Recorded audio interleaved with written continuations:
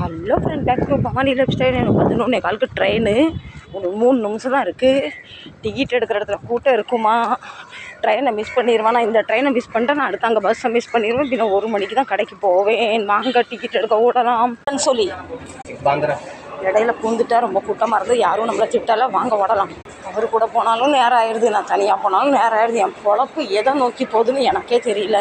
படியில் ஏறன்னு உருண்டு விழுந்து பல்ல உடச்சிக்கூடாது. ஓடி வந்தோன்னா நெஞ்சு வலி வந்துட்டு 1 நிமிஷம் இருக்குது. ட்ரெயின் வந்துட்டு 1 நிமிஷம் உட்காருங்க. டிக்கெட்லாம் எடுத்தாச்சு. இப்போ நம்ம டானே ட்ரெயின் வந்துட்டு இன்றைக்கி சனிக்கிழமை பார்த்தீங்களா, அவ்வளோ கூட்டம் இருக்காது. வாங்க ட்ரெயினில் ஏறலாம்.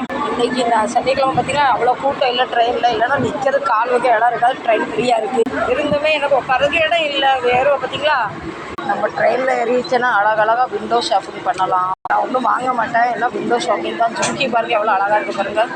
100 ரூபாவா எவ்வளோ அழகாக இருக்குது பாருங்கள். வாங்க இப்போ பஸ்ஸில் ஏறலாம். இப்போ ரொம்ப பத்திரமா ரொம்ப சேஃபாக நான்